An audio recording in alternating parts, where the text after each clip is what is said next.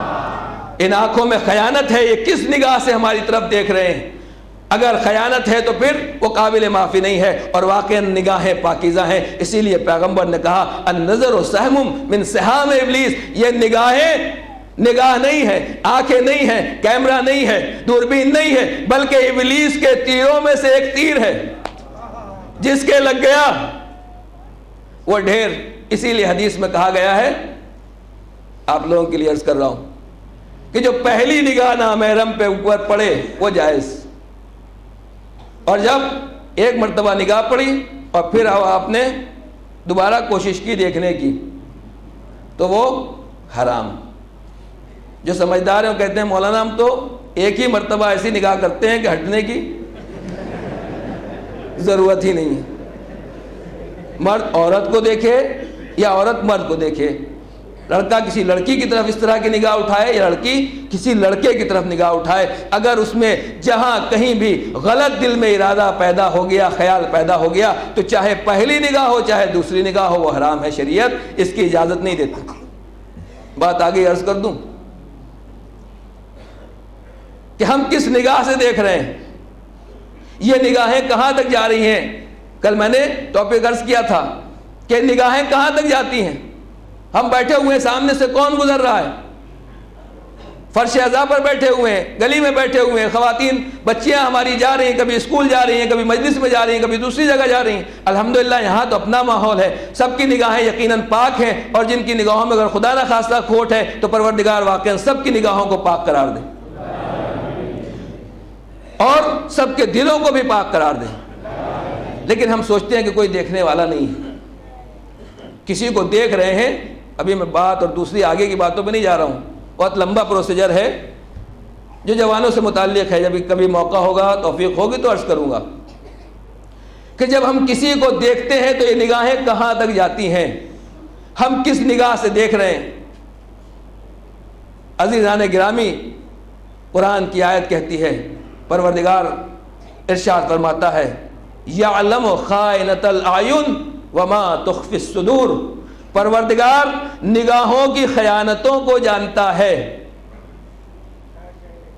پروردگار خدا وہ ہے یعلم، وہ جو جانتا ہے، خائنۃ الاعین، میں آپ کو دیکھ رہا ہوں، لیکن نگاہ میں کیا ہے، یہ نگاہ آپ کے اوپر کس نیت سے پڑ رہی ہے۔ صرف ضروری نہیں ہے عورت کے اوپر ہو، کسی کے ساتھ اگر ہمارے تعلقات اچھے نہیں ہیں، حالات خراب ہو گئے، ماحول بگڑ گیا، کسی سے کسی بات پر جھگڑا ہو گیا، اختلاف ہو گیا، گھر میں دو بھائیوں کے اوپر اختلاف ہو گیا، اب تک دیکھتے تھے بڑے پیار سے محبت سے اور اب بھی اسی انداز سے دیکھ رہے ہیں، مگر بھائی نہیں سمجھ پا رہا ہے کہ کس نظر سے دیکھ رہے ہیں۔ خدا کہہ رہا ہے کہ سامنے والا سمجھے یا نہ سمجھے، یعلم خائنۃ الاعین، یہ آنکھوں کی خیانت کو جانتا ہے کہ تمہاری نگاہ اس کے اوپر کس ارادے سے پڑ رہی ہے۔ یہی وجہ ہے عزیزان گرامی، قرآن نے آج سے 1400 سال پہلے کہا تھا کہ اگر نگاہوں میں خیانت ہو تو پروردگار جانتا ہے، اور سامنے والے بھی سمجھ لیتے ہیں، جو جس طرح کے کلاکار ہوتے ہیں وہ سمجھ لیتے ہیں کہ نگاہیں کہاں کی ہیں۔ اسی لیے آج 1400 سال کے بعد جو زیادہ ایڈوانس ہوتے ہیں، جو زیادہ بڑے ہوتے ہیں،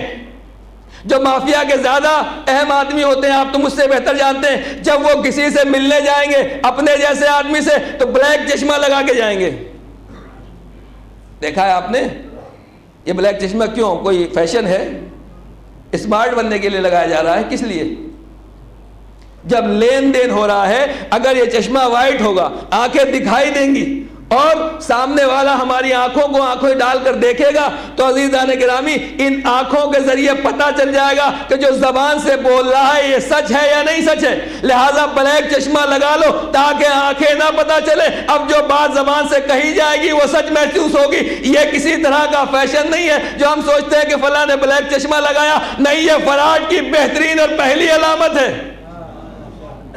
یہ دنیا کے جو اس طریقے کے خیانت کار ہیں، غلط ارادے رکھنے والے ہیں، ان کی پہلی پہچان ہے جہاں آنکھوں کے اوپر غلط کالا چشمہ آیا، اس کا مطلب یہ ہوا صرف آنکھیں کالی نہیں ہوئی ہیں، پہلے دل کالا ہوا ہے، بعد میں آنکھیں کالی ہوئی ہیں۔ ایک صلوات پڑھ دے پر محمد والے محمد پر۔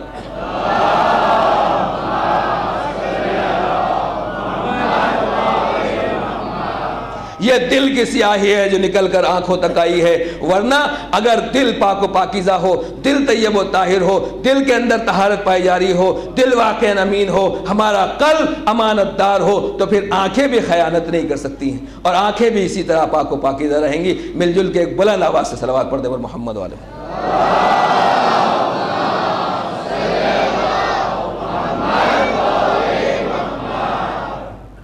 قرآن کہتا ہے اس کے بعد یعلم خائنۃ الاعین، وہ آنکھوں کی خیانت کو جانتا ہے۔ ہم ہیں آنکھ سے کچھ کرتے ہی نہیں، بڑے سیانے، بڑے ہوشیار، بڑے چالاک، آنکھ سے کچھ نہیں، صرف دل کا معاملہ ہے۔ دل کی دھڑکنیں ہیں جن میں رد و بدل ہو رہی۔ قرآن کہتا ہے تم اتنے ہوشیار بنتے ہو کہ جب آنکھوں سے کچھ کرتے ہی نہیں، اشارہ بھی نہیں کرتے، کچھ بھی نہیں کرتے، صرف دل میں احساس ہے۔ تو وما تخفی الصدور، اور جو ان سینوں میں چھپا ہوا ہے پروردگار اس کو بھی جانتا ہے۔ تمہارے ذہن میں غلط خیال پیدا ہوا، خیانت کا خیال پیدا ہوا، غلط ارادہ پیدا ہوا، بس جیسے ہی غلط ارادہ پیدا ہوا وہ جانتا ہے کہ تمہارے ارادے غلط ہو چکے ہیں، تم غلط راستے پر جا چکے ہو، لہٰذا پروردگار کو معلوم ہو گیا ہے۔ لیکن یہ کرم پروردگار دیکھیے، معصوم نے کہا، حدیث میں آیا ہے، یہ کرم پروردگار دیکھیے کہ اگر تم نے غلط ارادہ کیا ہے تو جب تک اس ارادے کو، اس خیال کو، اس فکر کو پریکٹیکلی طور پر انجام نہیں دو گے، گناہ نہیں کرو گے، تو میں سزا بھی نہیں دوں گا۔ تم میری نظر میں مجرم نہیں ہو کیونکہ تم نے ابھی گناہ نہیں کیا ہے، صرف گناہ کا ارادہ کر رہے ہو۔ لیکن جب نیک عمل کی منزل آئی تو پیغمبر نے کہا کہ اگر کوئی نیک عمل کرنا ہو، تمہیں معلوم ہے کہ نہیں کر پاؤ گے مگر اس کا ارادہ کر لو، کیونکہ جب نیک عمل کا ارادہ کرتے ہو تو خدا نیک عمل کا ارادہ کرنے پر ہی ثواب دے دیتا ہے۔ پروردگار نیک عمل کا ارادہ کرنے پر ہی ثواب دے دیتا ہے۔ آپ حج کے لیے نہیں جا سکتے مگر حج کا ارادہ کر لیا، آپ جہاد کے لیے نہیں جا سکتے مگر جہاد کا ارادہ کر لیا، تو عزیزان گرامی دیکھا آپ نے خدا کا کرم کتنا ہے کہ گناہ جب تک نہیں کرو گے سزا نہیں دی جائے گی، مگر نیک کام کا ارادہ کرو گے وہ ثواب دیتا چلا جائے گا۔ ایک صلوات پڑھ دیں پر محمد و آل محمد۔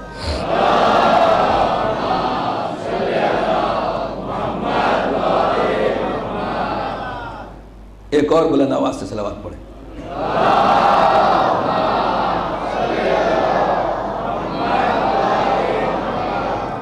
خدا آنکھوں کے اشاروں کو بھی جانتا ہے، دلوں کے اشاروں کو بھی جانتا ہے، جو جیسا عمل کرے گا پروردگار اس کو ویسا ہی بدلہ دے گا اور ویسا ہی اجر دے گا۔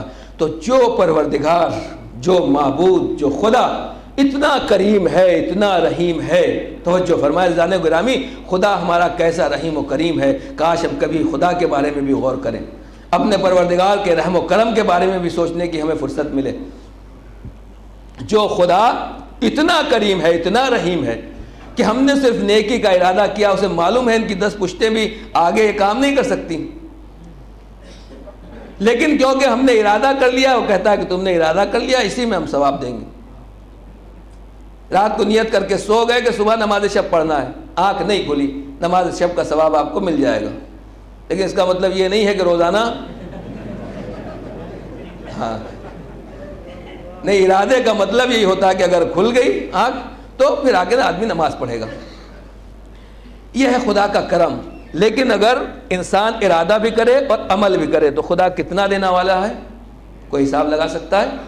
کوئی تصور نہیں کیا جا سکتا۔ عزیزان گرامی، جب بندہ صرف ارادہ کرتا ہے تو خدا اتنا دیتا ہے، اور بندہ اگر ارادے کے ساتھ ساتھ عمل بھی کر لے تو خدا کتنا دیتا ہے، اس کا کوئی حد اور حساب نہیں۔ ہم سب ہیں یا لیتنا کننا معکم فنفوز فوزا عظیما، اے امام حسین شہداء کربلا، کاش ہم بھی آپ کے ساتھ میدان کربلا میں ہوتے تو ہم بھی فوز عظیم پر فائز ہو جاتے۔ آپ کو ثواب مل گیا شہادت کا۔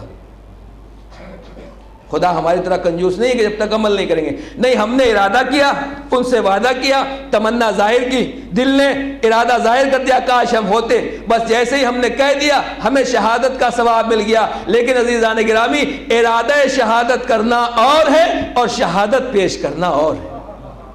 بس جب خدا ہمیں ارادہ شہادت پر شہادت کا ثواب دے رہا ہے تو جس نے میدان کربلا میں شہادت پیش کی ہے پروردگار اسے کیا کچھ ادا نہیں کرے گا۔ اور عزادارو ایک جملہ آپ کے حوالے کر رہا ہوں، یہاں سے وہاں تک میرے سامنے جوان موجود بیٹھے ہوئے ہیں، خدا ان تمام جوانوں کو ہر طرح کی آفات و بلیات سے محفوظ رکھے۔ لیکن اے میرے جوان بھائیوں، میرے جوان دوستوں، ذرا سنیں، توجہ فرمائیں کہ آپ جوان ہیں، جوانی کے عالم میں شہادت کا ارادہ کرنا، خدا کی راہ میں قربانی دینے کا ارادہ کرنا، شہداء کربلا کی زیارت میں یہ کہنا کاش ہم بھی ہوتے تو شہید ہو جاتے، یہ ہمارا آپ کا عمل ہے۔ میدان کربلا میں اپنے کڑیل جوان کو لا کر دشمنوں کے نرغے میں بھیج دینا، یہ حسین کا کردار ہے۔ کہاں سے شہادت علی اکبر بیان کروں؟ آپ تصور کر سکتے ہیں، آپ برداشت کر سکتے ہیں تو برداشت کریں، اور گریہ کر سکتے ہیں تو گریہ کریں۔ یقیناً آپ روتے ہوئے جائیں گے۔ مصائب سننے کی آپ کو بہت تمنا تھی، میں کوئی کنجوسی نہیں کروں گا، دل بھر کے جناب علی اکبر کے، شہزادہ علی اکبر کے مصائب سنیں اور آپ گریہ کریں۔ اور امام نے جیسے کہا کہ ہمارے مصائب پر اس طرح رو جیسے کوئی جوان مر جائے، کڑیل جوان کے اوپر اس کی ماں روتی ہے، دہاڑے مار مار کے روتی ہے۔ عزادارو نفس المحبوب میں شیخ عباس قمی لکھتے ہیں کہ جنگ صفین کا میدان ہے، مولا کائنات کا کڑیل جوان بیٹا جناب محمد حنفیہ، بہادر، شیر، شجاع، علی کا واقع شجاعت میں وارث۔ ایک مرتبہ مولا نے اپنے بیٹے کو بلایا، اسلحے کو سجایا اور بیٹے سے کہا جاؤ بیٹا میدان میں۔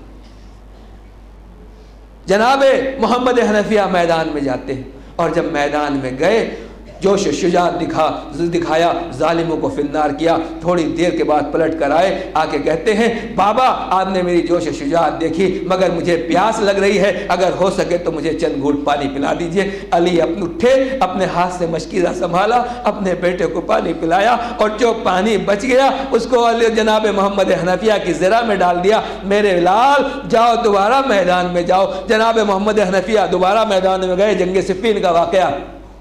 جناب محمد حنفیہ دوبارہ میدان میں گئے، پھر سے جنگ کرتے کرتے گرمی کی وجہ سے پسینہ بہتے بہتے پیاس کا احساس ہوا، پھر پلٹ کے آئے، بابا تھوڑا اگر پانی مل جائے۔ مولا کائنات آگے بڑھے، اپنے جوان بیٹے کی پیشانی کو چوما اور اس کے بعد پھر سے مشکیزہ اٹھایا، ٹھنڈا پانی جناب محمد حنفیہ کو پلایا، اور جو پانی باقی بچا اسے پھر زرہ میں ڈال دیا۔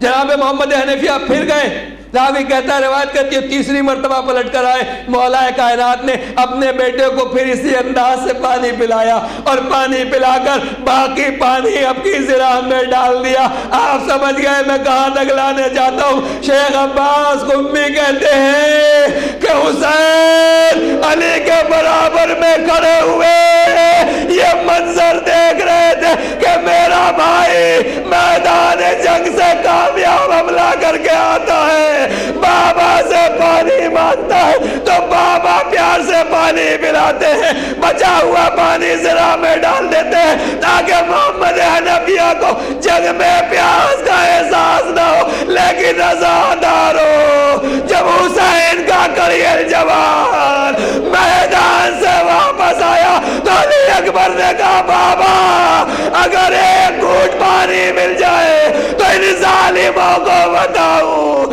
کہ علی کا لال کیسے لڑتا ہے۔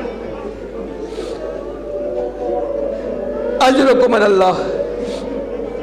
علی اکبر نے کہا کہ اگر ایک گھونٹ پانی مل جائے تو ان ظالموں کو بتاؤں کہ علی کا لال، علی کا شیر کیسے لڑتا ہے۔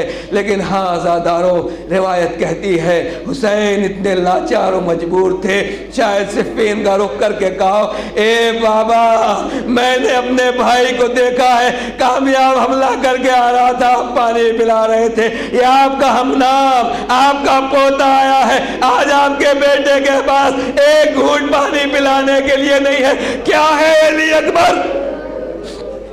بس عزادارو یہ مصائب آپ نے کبھی نہ سنے ہوں گے، جو جملے بس کر رہا ہوں اگر آپ احساس کر لیں حسین کے لیے کیا ہے علی اکبر۔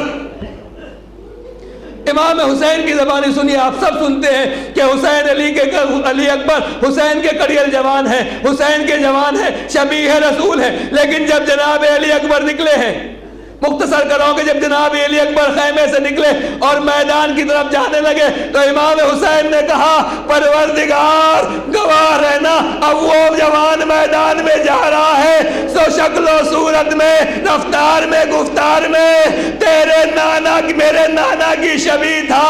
جب میں نانا کی زیارت کا مشتاق ہوتا تھا تو علی اکبر کی زیارت کر لیتا تھا۔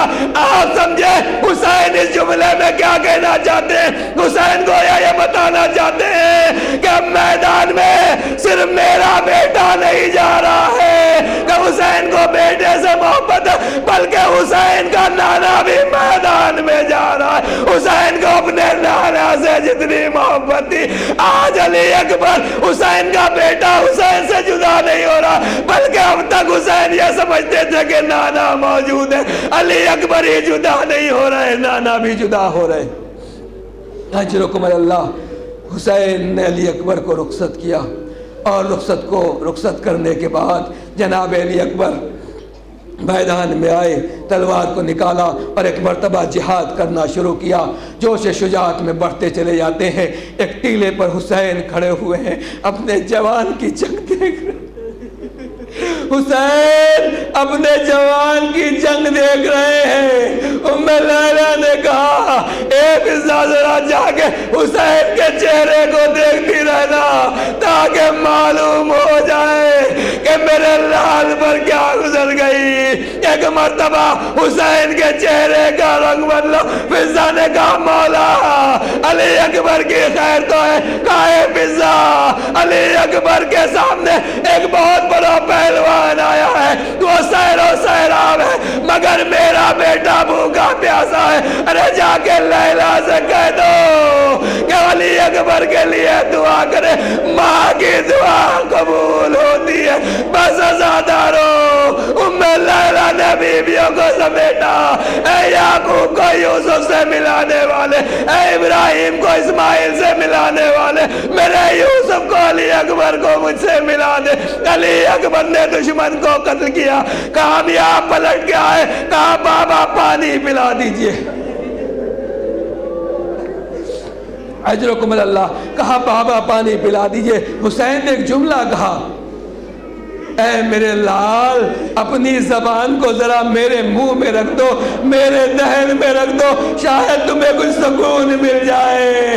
حسین بتانا چاہتے ہیں علی اکبر نے اپنی زبان کو حسین کے منہ میں رکھا، بس جیسے ہی زبان منہ میں رکھی زبان کو واپس کھینچا، اے بابا آپ کی زبان میں تو مجھ سے زیادہ کانٹے پڑے ہوئے، میں اتنا ہی کہوں گا عزادارو ذرا سوچو جب اکبر کی شہادت کے وقت حسین کی زبان میں اتنے کانٹے پڑے ہوئے تھے تو عصر عاشور حسین کی پیاس کا کیا منظر رہا ہو۔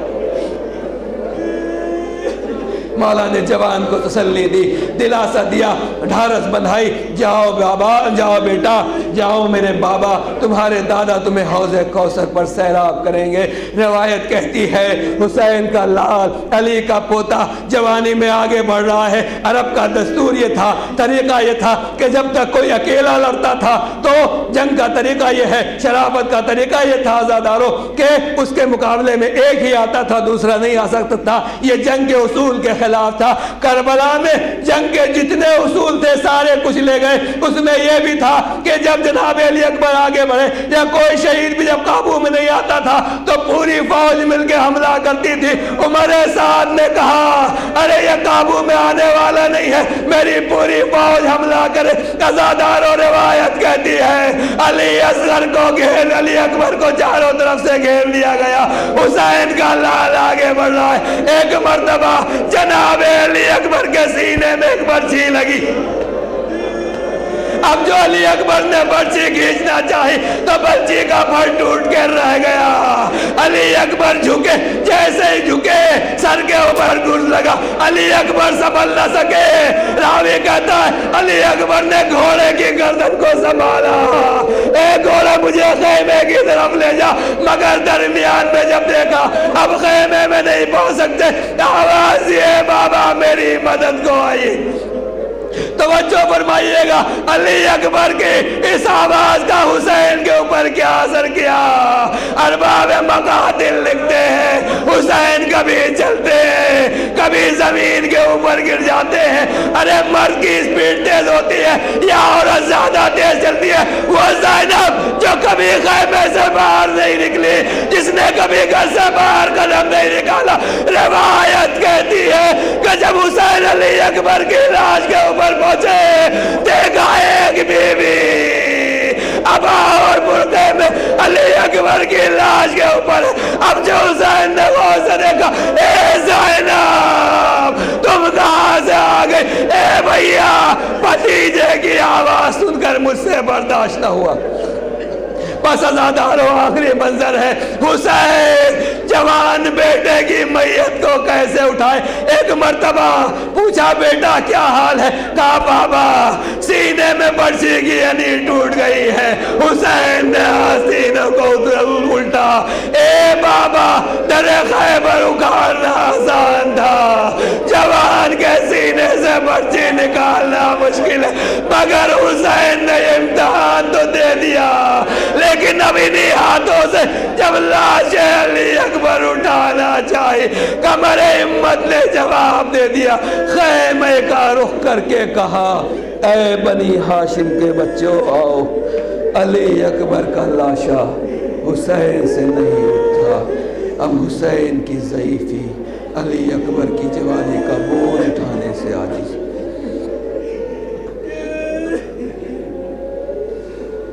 الا لعنۃ اللہ علی القوم الظالمین، سیعلم الذین ظلموا ای منقلب ینقلبون، انا للہ و انا الیہ راجعون۔ پروردگار ہماری اس مختصر سی بات قبول فرما، ہمارے ناصروں کو رومال جناب سید احمد جگہ عنایت فرما۔ جناب علی اکبر کی جوانی کا واسطہ ہمارے جوان بچوں اور بچیوں کو اس زمانے کی آفتوں سے اور ہر طرح کی بلا و مصیبت سے محفوظ رکھنا۔ پروردگار دنیا کے چیلنجز جو ان کے سامنے ہیں، ہر طرح کے چیلنجز میں انہیں کامیابی، ترقی اور بلندی اور سربلندی عطا فرما۔ ہمیں عزاداری کی زیادہ سے زیادہ توفیق عطا فرما۔ عزاداران سید الشہداء جہاں کہیں بھی ہوں، جس ملک میں ہوں، جس رنگ و نسل میں ہوں، جس لباس میں ہوں، پروردگار ان کی جان مال عزت آبرو کی حفاظت فرما، ان کی نیک توفیقات میں اضافہ فرما۔ جو مریض ہیں انہیں شفاء کامل و عاجل عطا فرما، جو بے روزگار ہیں انہیں بابرکت اور حلال روزگار عطا فرما، جو بستر روزگار ہیں ان کے روزگار میں برکت عطا فرما، جن کو روزگار میں تو نے واقعاً وسعت دی ہے، برکت دی ہے، پروردگار ان کو خمس و زکوٰۃ اور خیرات، یتیم پروری کی توفیق عطا فرما۔ علماء اعلام مراجع کرام کو طول عمر عطا فرما، امام زمانہ کے ظہور میں تعجیل فرما، وارث کربلا منتقم خون حسین کو جلد از جلد پردہ غیب سے بھیج دے۔ معبود امام کے ظہور سے پہلے ہمیں امام کا ساتھی جانثار ہونے کے لائق بننے کی توفیق عطا فرما۔ رب کریم آخری دعا یہی ہے کہ جب اس دنیا سے جائیں تو اس انداز سے اٹھانا، ایک ہاتھ میں دامن اہل بیت، دوسرے ہاتھ میں تیری کتاب قرآن مجید ہو۔ یہ تیری دو امانتیں، تیرے نبی کی دو امانتیں قرآن و اہل بیت، جو ان کا حق ہے اس حق کو ادا کرنے کی توفیق عطا فرما۔ بحق محمد و آلہ الطاہرین، ماتم حسین۔